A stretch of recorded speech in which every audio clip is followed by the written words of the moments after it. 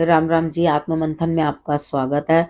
अब मैं आपको 18 तारीख को होने वाली महाशिवरात्रि के बारे में बताने वाली हूँ। यूं तो हर माह की जो कृष्ण पक्ष जो होता है उसकी चतुर्दशी को जो है शंकर भगवान का पूजन होता है, उसे मासिक शिवरात्रि कहते हैं। लेकिन ये जो है महाशिवरात्रि है, इस दिन जो है आखिरी, पहले बात तो आखिरी महीना है ये फागुन जो है वो लास्ट इस बार का जो है वो महीना माना जाता है। इसके बाद चैत्र शुरू होगा, वहां से नव वर्ष जो है आरंभ हो जाता है। ठीक है, यहाँ पर ये इस दिन का बहुत महत्व है। अब शाम के समय ही पूजा होती है। चतुर्दशी वाले दिन ही क्यों पूजा होती है? भूत प्रेत साधते हैं शंकर भगवान, जिसको आजकल हम सरल भाषा में नेगेटिविटी का एक नाम दे देते हैं। यानी कि जो ये नकारात्मक ऊर्जा आप लोगों के ऊपर होती है, शिव जी के पूजन से जो है वो हट जाती है। देखो, हर पूजा के अंदर कुछ ना कुछ विधान आपके लिए दिया हुआ है कि आप इस इष्ट का पूजन करोगे, इस देवता का पूजन करोगे तो आपके लिए जो है अच्छे रिजल्ट्स आएंगे। ठीक है, यहाँ पर अब इस शिवरात्रि पे क्या करना है, मैंने एक वीडियो बनाई थी, उसमें भी आपको मैंने थोड़ा बहुत बताया था। जो एकादशी की वीडियो थी उसमें था कि एकादशी 16 की के 17 की, उसमें मैंने आप लोगों को थोड़ा शिवरात्रि के बारे में भी बताया था, लेकिन आप लोगों ने उसको शायद टाइटल की वजह से ज्यादा गौर नहीं किया।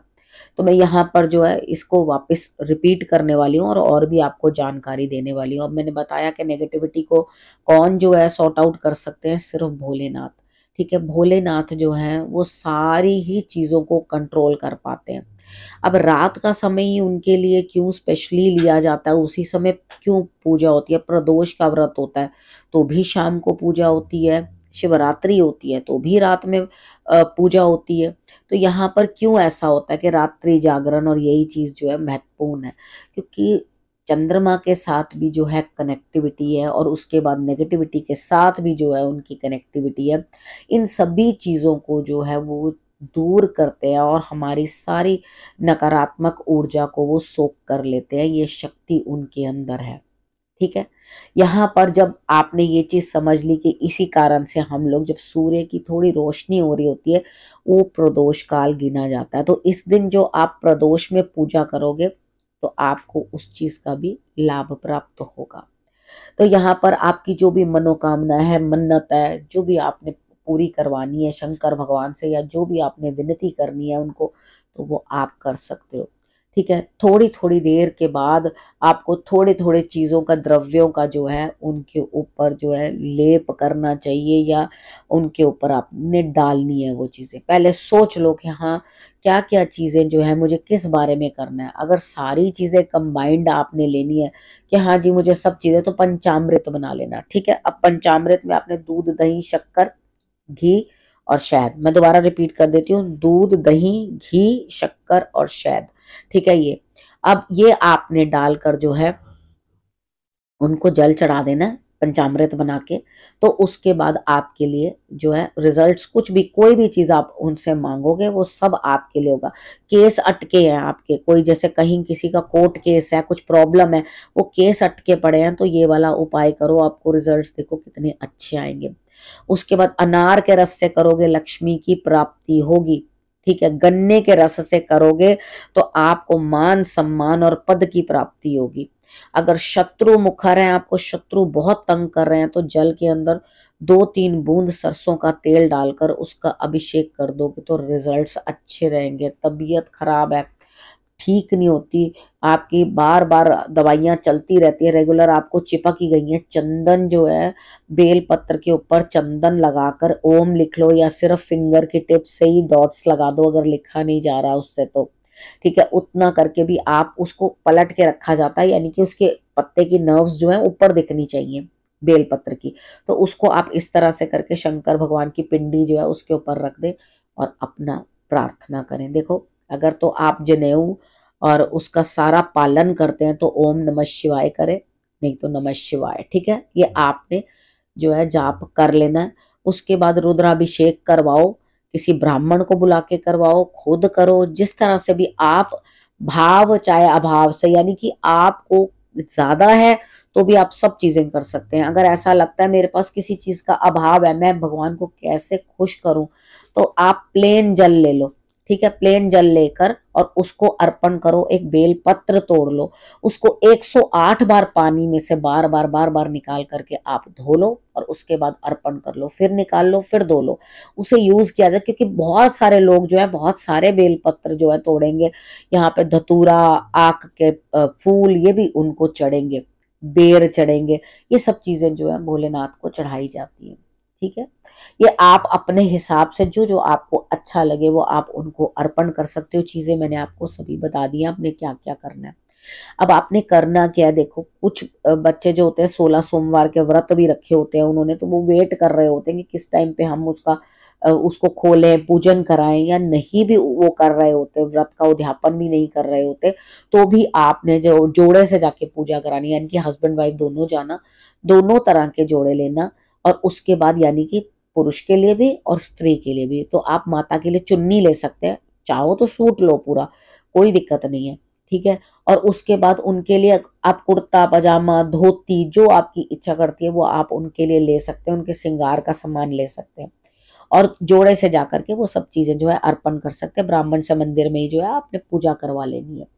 ठीक है, और अगर आपको ऐसा प्रतीत होता है कि भाई मैं इतना अफोर्ड नहीं कर सकता या कुछ नहीं, तो आप टॉवल ले सकते हो छोटे। ठीक है, एक छोटी चुन्नी माँ को चढ़ा दो, और उसके बाद आप सिंगार का सामान ले लो, और उसके बाद आपने जो है भोलेनाथ के लिए टॉवल दे देना, या परना दे दो, जो पहनते हैं ना साइड में, वो दे दो। अब ये आपने कर लिया। अब उसके बाद भी मैं और स्थिति पे आ जाती हूँ, अगर उतना भी नहीं कर सकते तो सिर्फ मौली लेना और वस्त्रम समर्पयामी, ठीक है, वो दे देना।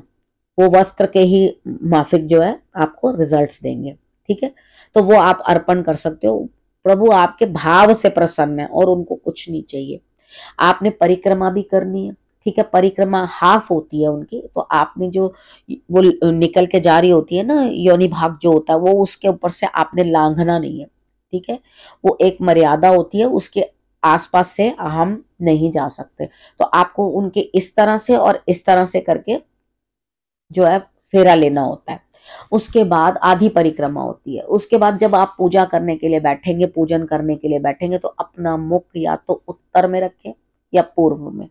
ठीक है, अपना मुख उस तरफ रख के तभी आप पूजन करें, तो आपके लिए अच्छे रिजल्ट्स आएंगे।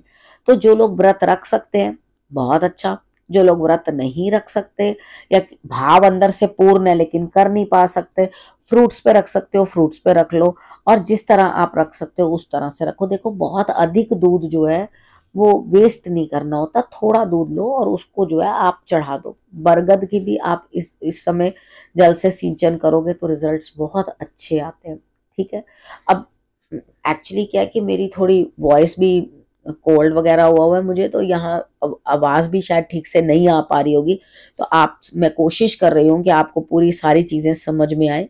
अगर उसके बावजूद जो मैंने आपको जो जो चीजें समझाई हैं कुछ समझ में नहीं आता या कुछ है, तो आप कमेंट्स करके पूछ सकते हैं, मैं उसके थ्रू आपको आंसर देने की भी कोशिश करूंगी। बाकी हम लोग कल 5 बजे जो हैं लाइव आ रहे हैं, लेकिन उसमें मैं किसी के कोई टैरो रीडिंग नहीं कर रही हूँ, किसी के लिए कोई प्रेडिक्शंस नहीं कर रही हूँ। जो लोग भी मुझसे बात करना चाहते थे उनके लिए जो है गूगल मीट या कुछ देखूंगी मैं, शगुन कैसे करके रखता है मुझे मालूम नहीं है। तो हम लोग सब जो है उसमें बैठेंगे, बात करेंगे। 5 बजे का टाइम मैंने इसलिए रखा कि आप लोग आराम से उसके बाद जाके पूजन भी कर लो, और सुबह भी अगर आपने मंदिर जाना है, पूजा करनी है, जो जो करना है आप अपना कर सकते हो। ठीक है, एक्चुअल पूजा जो है शाम के समय है, मेडिटेशन करनी बड़ी जरूरी है, अपने सारे चक्र एक्टिवेट करने बड़े जरूरी है।